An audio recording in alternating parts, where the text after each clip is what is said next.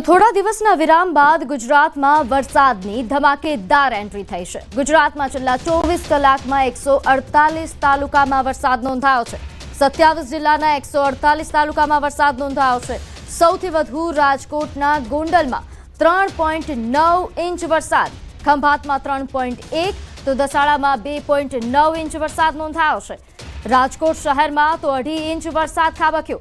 આ ઉપરાંત અમદાવાદના મંડલ અને નડિયાદમાં પણ 2.4 ઇંચ વરસાદ ખાબક્યો છે। ધોળકા અને ખેડામાં પણ 2.2 ઇંચ જેટલો વરસાદ ખાબક્યા હોવાના સમાચાર છે। તો હાલ રાજ્યભરમાં વરસાદી માહોલ છવાયો છે। તાલુકામાં છેલ્લા 24 કલાકમાં 148 તાલુકામાં વરસાદ નોંધાયો છે, જેમાં 27 જિલ્લાના 148 તાલુકામાં ધોધમાર વરસાદ પડ્યો। ખાસ કરીને રાજકોટના ગોંડલમાં સૌથી વધુ વરસાદ નોંધાયો છે। 3.9 ઇંચ વરસાદ નોંધાતા હાલ અહીંના રસ્તાઓ જળબંબાકાર થયા છે।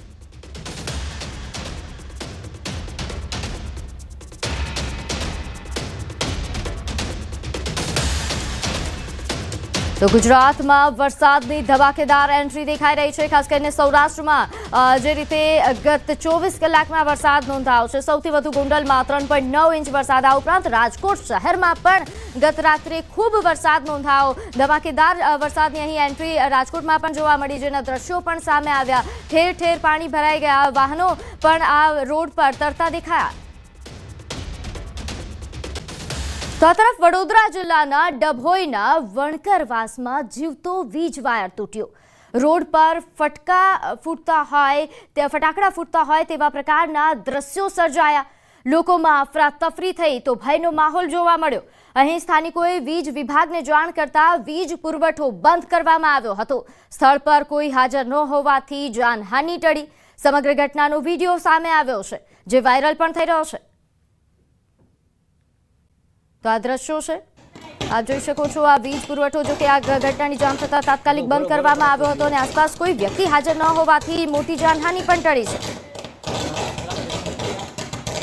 તો ફટાકડા ફૂટતા હોય તેવા પ્રકારનો વિડીયો, તેવા પ્રકારના જે વીજ વાયરમાં તણખા ફૂટતા હોય તેવા પ્રકારના દ્રશ્યો પણ સામે આવ્યા।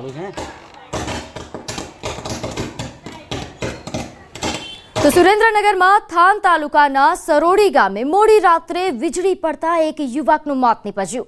યુવક અરવિંદ કરશનભાઈ રોજાસરા કે જે સરોડી ગામના વતની હતા, સીમમાં તે રહેતો હતો અને તે દરમિયાન વીજળી પડતા તેનું મોત નીપજ્યું। યુવકના મૃતદેહને પીએમ અર્થે સરકારી હોસ્પિટલ ખસેડવામાં આવ્યો છે।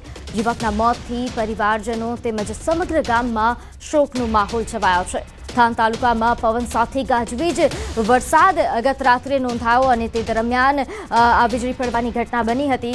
ગત રાત્રે જ થાન વિસ્તારમાં વાતાવરણમાં અચાનક પલટો આવ્યો હતો અને ધોધમાર વરસાદ પડ્યો। તો થાન શહેરના જ વિરાટનગર વિસ્તારમાં રહેણાંક મકાન પર વીજળી પડવાની પણ ઘટના સામે આવી છે, જેના કારણે આગ પણ લાગી। આગના કારણે મોટા પાયે નુકસાનીની પણ શક્યતા વ્યક્ત કરવામાં આવી રહી છે। વિરાટનગર વિસ્તારમાં રહેણાંક મકાનમાં વીજળી પડતા ઘર વખરી સહિત વીજ ઉપકરણો બળીને ખાખ થઈ જતા મોટા પાયે નુકસાન પહોંચ્યું। સદનસીબે ઘરમાં તમામ સભ્યો બહાર નીકળી જતા કોઈ જાનહાનિ નથી થઈ, પરંતુ મોટી દુર્ઘટના બનતા ટળી ગઈ છે। પરંતુ હાલ જે આ દ્રશ્યો સામે આવ્યા છે ખૂબ જ ભયાનક, કારણ કે રહેણાંક મકાનમાં આગ લાગતા વીજળી પડતા અહીં રહેણાંક મકાનના તમામ ચીજ વસ્તુઓ બળીને ખાખ થઈ ગયા છે। ઘટનાની જાણ થતાં જ થાન મામલતદાર સહિતની ટીમે બનાવને પગલે સ્થળ પર પહોંચીને વીજળી પડવાના કારણે લાગેલ આગને બુઝાવવાની કામગીરી પણ હાથ ધરી। થાન તાલુકામાં વાતાવરણમાં પલટો આવ્યા બાદ ભારે પવન અને ગાજવીજ સાથે વરસાદનું આગમન થયું છે। તો આ તરફ કચ્છમાં પણ મોડી રાત્રે વરસાદ ખાબક્યો। રાપર તાલુકાના ગ્રામ્ય વિસ્તારોમાં વરસાદ નોંધાયો, જેમાં ખાસ જો વાત કરીએ નંદાસર, સેલારી, જેસર, ખેંગારપરામાં વરસાદ નોંધાયો। ભારે પવન સાથે વરસાદ ખાબક્યો છે, જેના દ્રશ્યો પણ સામે આવ્યા છે। તો ભારે પવન સાથે વરસાદના દ્રશ્યો કચ્છમાં ગત રાત્રે જ વાતાવરણમાં પલટો આવ્યો અને રાપર સહિતના વિસ્તારોમાં ભારે વરસાદ નોંધાયો છે। રાપર તાલુકાના જે ગ્રામ્ય વિસ્તારો છે ત્યાં વરસાદી માહોલ છવાયો। મોડી રાત્રે જિલ્લામાં વરસાદનું આગમન થયું હતું। મહીસાગરના લુણાવાડામાં 1 કલાકમાં 1.25 ઇંચ વરસાદ ખાબક્યો। બજાર વિસ્તારોમાં પાણી ભરાઈ ગયા। વીરપુર, ખાનપુરમાં પણ મેઘમહેર જોવા મળી। મહીસાગર જિલ્લાના લુણાવાડા શહેરમાં ગઈકાલે રાત્રે વાતાવરણમાં અચાનક પલટો આવ્યો હતો અને શહેરમાં ધોધમાર વરસાદ તૂટી પડ્યો। 1 કલાકમાં 1.25 ઇંચ વરસાદ નોંધાયો। વરસાદના કારણે શહેરના પ્રમુખ વિસ્તારોમાં પાણી ભરાવવાની સ્થિતિ પણ સર્જાઈ, જેમાં ખાસ જો વાત કરીએ માંડવી બજાર, હુસેની ચોક, આ ઉપરાંત હાટડિયા બજાર અને પીપળી બજાર વિસ્તારમાં વરસાદી પાણી ભરાયા હતા। બજાર વિસ્તારોમાંથી નદીની જેમ પાણી વહ્યા। પાણીના પ્રવાહના કારણે નાગરિકોની અવરજવર પણ પ્રભાવિત થઈ। જિલ્લાના અન્ય વિસ્તારોમાં પણ વરસાદી માહોલ જોવા મળ્યો। વીરપુર તાલુકામાં 18 મિલીમીટર અને ખાનપુરમાં 12 મીમી વરસાદ નોંધાયો। મહીસાગર જિલ્લામાં સૌથી વધુ વરસાદ લુણાવાડામાં નોંધાયો છે।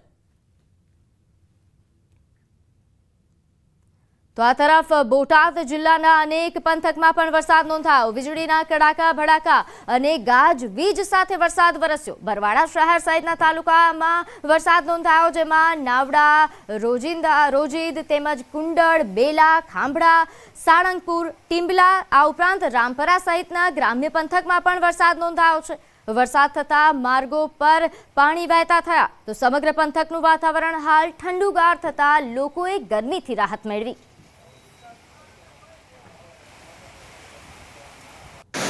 તો અમરેલીમાં પણ ભારે વરસાદથી નદીમાં પૂર આવ્યું।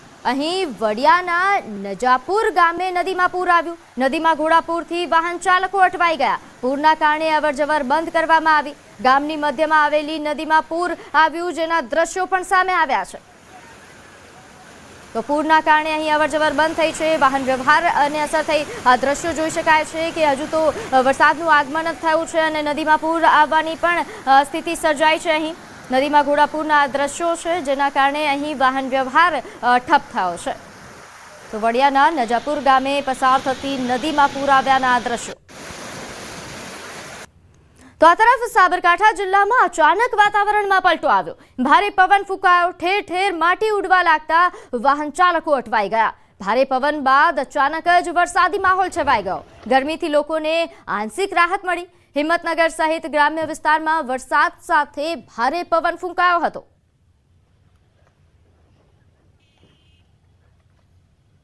તો રાજ્યના 11 જિલ્લામાં ભારે વરસાદની આગાહી કરવામાં આવી છે। 4 જિલ્લામાં અતિ ભારે વરસાદની આગાહી છે, જેમાં ભાવનગરમાં ભારે વરસાદ પડી શકે તેવા પ્રકારની આગાહી કરાઈ છે। તાપી, નર્મદા, નવસારીમાં પણ ભારે વરસાદની આગાહી છે। આ ઉપરાંત ડાંગ અને વલસાડમાં પણ વરસાદ પડી શકે છે।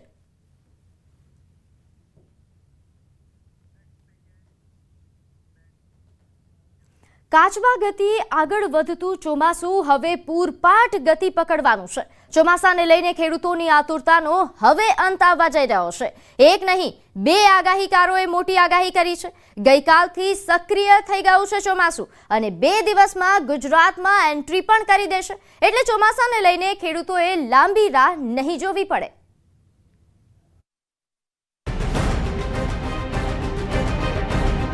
મહારાષ્ટ્રમાં પોરો ખાતા મેઘરાજાને વધાવવા માટે તૈયાર થઈ જાઓ, કારણ કે 19 દિવસ બાદ ચોમાસાને લઈને મળ્યા છે શુભ સંકેત।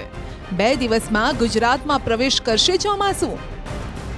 ચોમાસાના આગળ વધવા માટે હાલ સાનુકૂળ સમય છે, એટલે કે આજથી જ આગળ વધવાનું શરૂ કરશે ચોમાસું। ખેડૂતોના ચહેરા પર હરખ આવે તેવા સમાચાર ન્યૂઝ 18 ગુજરાતી તેમના માટે લઈને આવ્યું છે। ચોમાસાને લઈને હવે લાંબી રાહ જોવાની જરૂર નહીં પડે।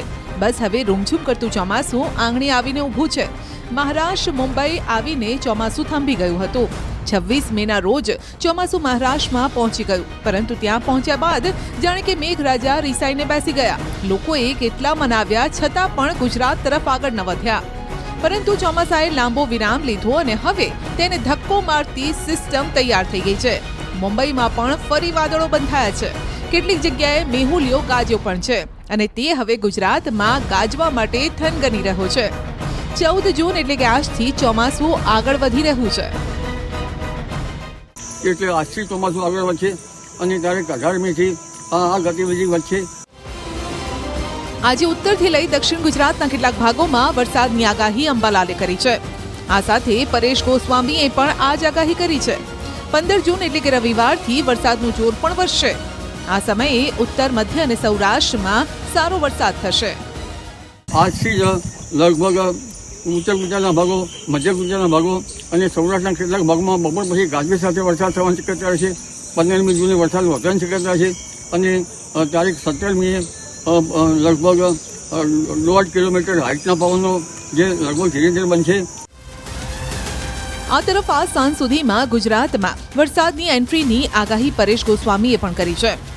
જે મુજબ રાજ્યના કેટલાક ભાગોમાં વાદળો છવાશે, વરસાદ પણ તૂટી પડશે. જો કે આ વરસાદ સાર્વત્રિક નહીં પરંતુ છૂટો છવાયો હશે.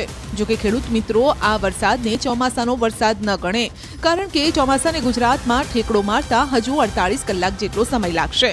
એટલે કે આ વરસાદને નૈઋત્યના ચોમાસાનો વરસાદ નહીં કહી શકાય, કારણ કે હજુ પણ ચોમાસું મહારાષ્ટ્રમાં સ્થિર છે.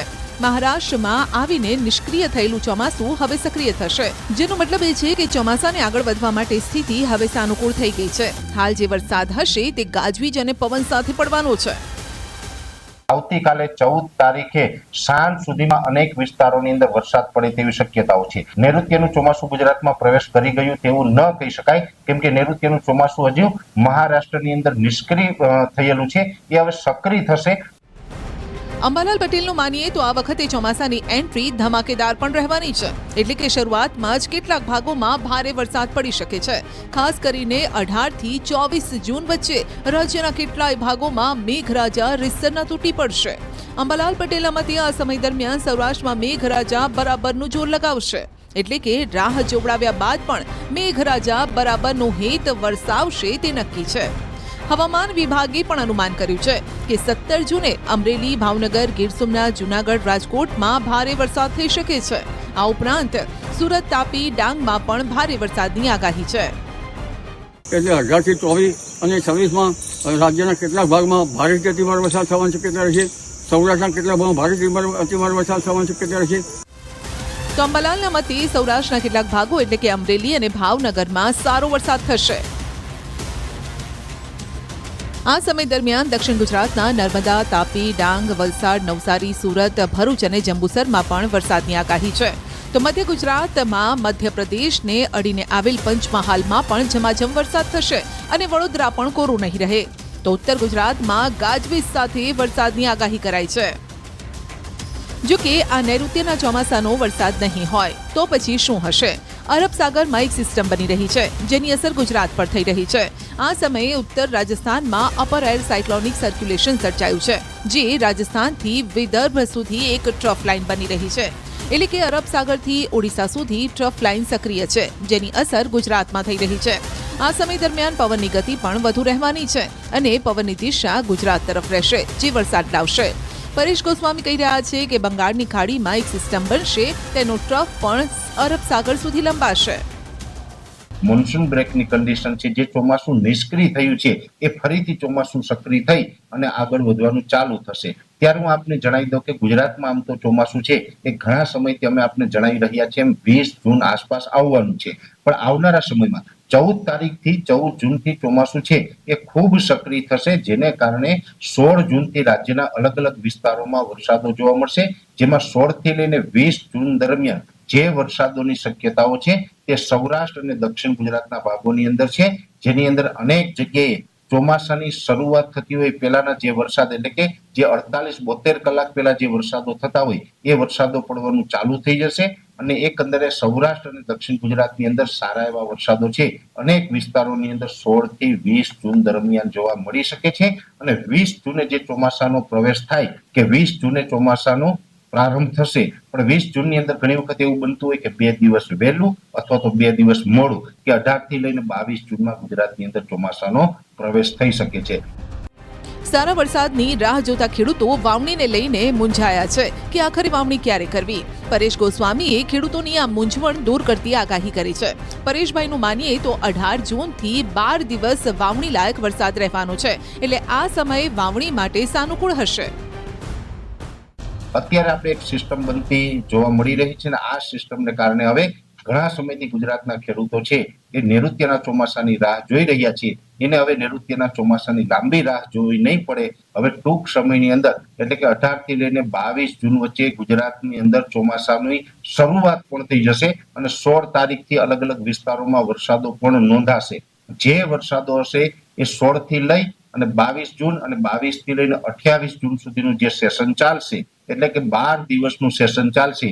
એ 12 દિવસ દરમિયાન રાજ્યના અલગ અલગ વિસ્તારોની અંદર સારો એવો વાવણી લાયક વરસાદ પણ થઈ શકે છે, જેમાં સૌરાષ્ટ્ર, દક્ષિણ ગુજરાત અને મધ્ય ગુજરાતના અનેક ભાગોની અંદર સારો વરસાદ થાય. મધ્યપ્રદેશ બોર્ડર લાગુ વિસ્તારો હોય, છોટાઉદેપુર હોય, દાહોદ, ગોધરા હોય, મહીસાગરના વિસ્તારો છે, એમાં પણ સારા એવા વરસાદો છે એ આ જૂન મહિના દરમિયાન થઈ જશે. એકંદરે જોવા જઈએ તો જૂન મહિનાનો અંત આવતા આવતા લગભગ ગુજરાતની અંદર 60 થી લઈને 70% વિસ્તારોની અંદર વાવણી લાયક વરસાદ થઈ અને સારું એવું ચોમાસું એનું પરફોર્મન્સ બતાવે તેવી શક્યતાઓ છે. એટલે ખાસ નૈઋત્યના ચોમાસા વિશે જે આપણે 2 દિવસ પહેલા પણ કીધું હતું કે હવે આપણે 1 થી 2 દિવસની અંદર નૈઋત્યના ચોમાસાની માહિતી આપશું. એટલે કહી શકાય કે કેરળમાં વહેલું ભલે ચોમાસું બેઠું, પરંતુ ગુજરાતમાં તો સમયસર જ ચોમાસું આવી રહ્યું છે અને ચોમાસાનો વરસાદ પણ સારો રહેવાનો છે. માટે ખેડૂતોએ ચોમાસાના સિઝનના વરસાદની ચિંતા કરવાની સહેજ પણ જરૂર નથી.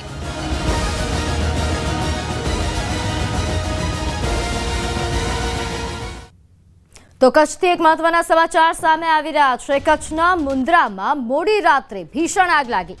ભંગારના વાડામાં ભીષણ આગ લાગી. આગની જ્વાળાઓ દૂર દૂર સુધી જોવા મળી.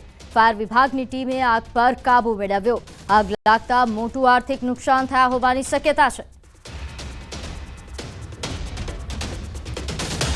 તો કચ્છના મુન્દ્રામાં ભંગારના વાડામાં ભયંકર આગ લાગી, જેના દ્રશ્યો પણ સામે આવ્યા છે. ખૂબ જ ભયંકર આગ, દૂર દૂર સુધી આગની જ્વાળાઓ દેખાઈ રહી છે. ફાયર વિભાગે હાલ આગ પર કાબુ મેળવ્યા હોવાનું અનુમાન છે. આગ લાગવાના કારણે આર્થિક નુકસાન થયા હોવાની શક્યતાઓ વ્યક્ત કરવામાં આવી રહી છે. તો આગની જ્વાળાઓ જોઈ શકાય છે. ખૂબ જ ભયંકર આગ. જૂનાગઢમાં વિસાવદર વિધાનસભા ચૂંટણીનો માહોલ ગરમાવશે. વિસાવદરના પિયાવા ગામે કોંગ્રેસની ચાલુ સભામાં પથ્થરમારો કરાયા હોવાનો આરોપ લાગ્યો છે. અજાણ્યા શખ્સોએ પથ્થરમારો કર્યો. સભામાં હાજર 2 મહિલાઓ ઇજાગ્રસ્ત થઈ છે, જેમને હોસ્પિટલ ખસેડવામાં આવ્યા. કોંગ્રેસે કોળી ઠાકોર સમાજના સંમેલનનું આયોજન કર્યું હતું. સભામાં કોંગ્રેસના નેતાઓ તેમજ કોળી ઠાકોર સમાજના અગ્રણીઓ ઉપસ્થિત રહ્યા હતા. ગુજરાત કોળી ઠાકોર સેનાના પ્રમુખે આ પર ગંભીર આક્ષેપ કર્યા છે.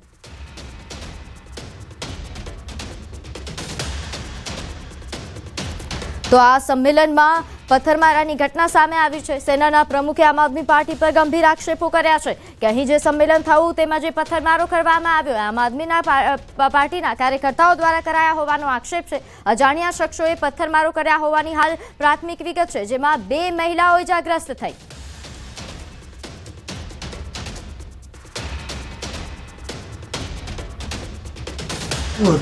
ત્યારે અચાનક જ ગામની લાઇટ બંધ કરવામાં આવી અને પછી પથ્થરમારો કરવામાં આવ્યો. જ્યારે 2 સાઈડથી એક પથ્થરો લાગ્યા અને એક બાર જ્યારે હું નીકળો ત્યારે મારી ગાડીમાં પણ પથ્થરમારો કરવામાં આવ્યો હતો અને મારી ગાડીના કાચ તૂટી ગયા છે. ત્યારે પણ અમે જ્યારે સભાની તારીખ જાહેર કરી ત્યારે ગામમાંથી આપના લોકો જેના પેમ્પલેટ લઈને જતા હતા ને એવું બોલતા હતા કે તમે ગમે તેવી સભા કરો, જીતશે તો આપ જ, અહીંયા તમે મિટિંગ ન કરો. આ પથ્થરમારામાં મારા કોળી ઠાકોર સમાજની નિર્દોષ 2 બહેનો ગંભીર રીતે ઘાયલ થઈ. એક બેન આજે પણ વિસાવદર સબ ડિસ્ટ્રિક્ટ હોસ્પિટલમાં સારવાર હેઠળ છે. માથાની અંદર પથ્થર વાગ્યો છે. તો હવે વાત ફ્લાઇંગ કોફિનની.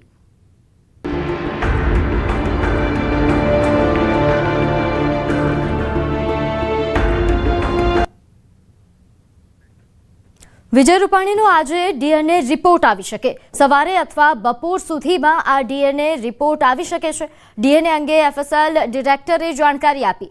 રૂપાણીનો મૃતદેહ આજે પરિવારજનોને સોંપાય તેવી શક્યતાઓ વ્યક્ત થઈ રહી છે. મૃતદેહ મળ્યા બાદ રાજકોટમાં અંતિમ યાત્રા યોજાશે. વિજય રૂપાણીના નિધન બાદ અંતિમ વિધિની તૈયારીઓ રાજકોટમાં કરવામાં આવી રહી છે. રાજકોટમાં પૂર્વ મુખ્યમંત્રી રૂપાણીના અંતિમ વિધિઓની તૈયારીઓ, જેમાં ધ્યાનશંકર પ્રગટેશ્વર મહાદેવના મંદિર ખાતે અંતિમ વિધિની તૈયારીઓ શરૂ થઈ છે. તો આજે પરિવારજનોને મૃતદેહ સોંપાય તેવા પ્રકારની શક્યતાઓ વ્યક્ત થઈ રહી છે. નોંધનીય છે કે ડીએનએ રિપોર્ટ આજે આવી શકે છે. મૃતદેહ મળ્યા બાદ રાજકોટમાં અંતિમ વિધિની પ્રક્રિયાઓ થવાની છે. તેના કારણે રાજકોટમાં તમામ પ્રકારની તૈયારીઓ પણ આરંભી દેવામાં આવી છે. જે મંદિરમાં અંતિમ વિધિની પ્રક્રિયાઓ થવાની છે એ મંદિરમાં પણ હાલ અંતિમ વિધિને લઈને તમામ પ્રકારની તૈયારીઓને શરૂ કરી દેવામાં આવી છે. તો મૃતદેહ મળ્યા બાદ રાજકોટમાં અંતિમવિધિ યોજાશે. વિજય રૂપાણીનો આજે DNA રિપોર્ટ આવે તેવા પ્રકારની પૂરેપૂરી શક્યતાઓ વ્યક્ત થઈ રહી છે. તો મૃતદેહ મળ્યા બાદ અંતિમ વિધિ યોજાવાની છે. તો વિજય રૂપાણીના નિધન બાદ અંતિમ વિધિની તૈયારીઓ શરૂ થઈ છે. રાજકોટમાં પૂર્વ મુખ્યમંત્રી રૂપાણીના અંતિમ વિધિની તૈયારીઓ શરૂ. ધ્યાનશંકર પ્રગટેશ્વર મહાદેવના મંદિર ખાતે અંતિમ વિધિની તૈયારીઓ થઈ રહી છે. મંદિરના પટમાં મંડપ નાખવામાં આવી રહ્યા છે. અંતિમ વિધિની તૈયારી કરવામાં આવી છે. ગુજરાતના પૂર્વ મુખ્યમંત્રી વિજયભાઈ રૂપાણીના નિધન બાદ હવે જે છે તેમના ઘર નજીક આવેલા ધ્યાનશંકર પ્રગટેશ્વર મહાદેવના મંદિર ખાતે તેને જે છે અંતિમ વિધિની જે તૈયારીઓ કરવામાં આવી રહી છે. હાલ આ જે મંદિરનો પટ છે ત્યાં મંડપ નાખવાની કામગીરી હાથ ધરવામાં આવી રહી છે. સીધા જ દ્રશ્યો જોઈ શકો છો કે અત્યારે આ જે તૈયારીઓ છે તે કરવામાં આવી રહી છે. જે લોકો આવતા હોય છે જે શ્રદ્ધાંજલિ આપવા માટે તે લોકો બેસી શકે એમના માટેની આ જે છે ખાસ અહીંયા વ્યવસ્થા કરવામાં આવી રહી છે. આજે સવારથી જ જે અલગ અલગ કાર્ય જે છે તૈયારીઓ કરવામાં આવી રહી છે. સીધા દ્રશ્યો જોઈ શકો છો કે અત્યારે આ પ્રગટેશ્વર મહાદેવનું મંદિર છે અને અહીંથી બિલકુલ બાજુમાં જ વિજયભાઈ રૂપાણીનું ઘર પણ આવેલું છે. ત્યારે હાલ જે રીતના જે છે અત્યારે મંડપ ખુરશી સહિતની કામગીરી હાથ ધરાઈ રહી છે. તો બીજી તરફ અલગ અલગ જે છે સુરક્ષા વિભાગના જે જવાનો હોય છે, પોલીસ જવાનો હોય છે, તે પણ અત્યારે સુરક્ષા વ્યવસ્થા પણ ક્યાંક વધી ગઈ છે. અલગ અલગ જે છે એ સુરક્ષાને લઈને પણ અત્યારે અહીંયા જે છે બંદોબસ્ત જોવા મળી રહ્યો છે. આ ઉપરાંત અલગ અલગ જે છે વિજયભાઈ રૂપાણીના પાર્થિવ દેહ લઈ આવે એ પહેલાંની અલગ અલગ તૈયારીઓ છે તે અત્યારે જે છે અત્યારે કરવામાં આવી રહી છે. હાર્દિક જોશી, ન્યૂઝ 18 ગુજરાતી, રાજકોટ. તો આ તરફ કોંગ્રેસના રાષ્ટ્રીય અધ્યક્ષ મલ્લિકાર્જુન ખડગે અમદાવાદ પ્લેન ક્રેશ ઘટનાના પીડિતો સાથે સિવિલમાં મુલાકાત કરી. તેઓએ સમગ્ર ઘટનાને લઈને દુઃખ વ્યક્ત કરતા કહ્યું કે આ મોટી દુર્ઘટના સર્જાઈ છે. અમદાવાદના ઇતિહાસમાં આ ઘટના ક્યારેય નહીં ભૂલાય.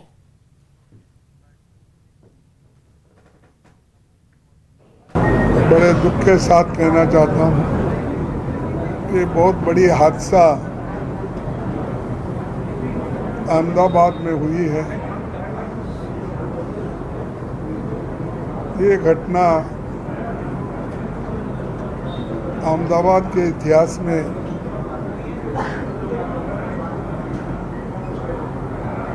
कोई भूलेगा नहीं. जो भी इतिहास लिखेगा उसमें एक नमूद होगा कि ऐसी बड़ी घटना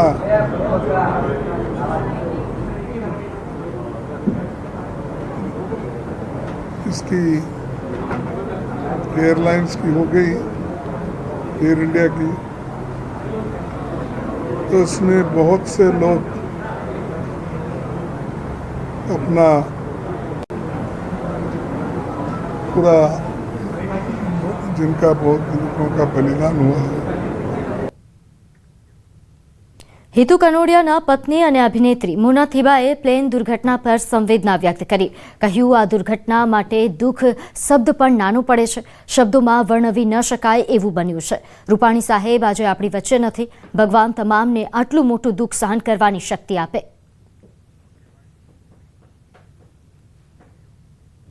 આજે ભાભીને જોયા, બહુ જ દુઃખ થઈ રહ્યું હતું. ભગવાન એમની આત્માને શાંતિ આપે. બધાના પરિવારોને, બધાના આ દુઃખ સહન કરવાની ભગવાન શક્તિ આપે, એટલી જ ભગવાનને પ્રાર્થના કરીએ. તો પૂર્વ મુખ્યમંત્રી સુરેશ મહેતાએ વિજય રૂપાણીને ગાંધીનગરમાં તેમના નિવાસ સ્થાને પહોંચીને શ્રદ્ધાંજલિ પાઠવી. તેમણે કહ્યું, જાહેર જીવનમાં રહેલા વિજયભાઈ સમાજને સમર્પિત અને ડેશિંગ પર્સનાલિટીવાળા હતા. વિજય રૂપાણી એ પણ સમાજને સમર્પિત જાહેર જીવનમાં અને ડેશિંગ પર્સનાલિટી હતા. તો હાલ તમામ દુઃખ વ્યક્ત કરી રહ્યા છે. પંજાબના ફાજલકા જિલ્લાના અધ્યક્ષ સુખવિંદરસિંહ દ્વારા પણ દુઃખ વ્યક્ત કરવામાં આવ્યું. સુખવિંદરસિંહ કાકા કંબોજે પણ પૂર્વ મુખ્યમંત્રી રૂપાણીના નિધન પર શોક વ્યક્ત કર્યું. તેમણે કહ્યું, પંજાબને વિજયભાઈ દિલથી ચાહતા હતા. પંજાબના દરેક જિલ્લા અને તાલુકામાં જઈ વિજયભાઈઓએ બેઠક કરી. यहाँ गुजरात में रूपानी साहब का जाने का सबको दुख है, उससे भी ज़्यादा दुख हमारे पंजाब के लोगों के है और पंजाब का पार्टी का नुकसान हुआ है, क्योंकि रूपानी साहब ने हर एक तहसील में, हर एक ज़िले में, हर एक डिस्ट्रिक्ट में जाके खुद मीटिंगें की।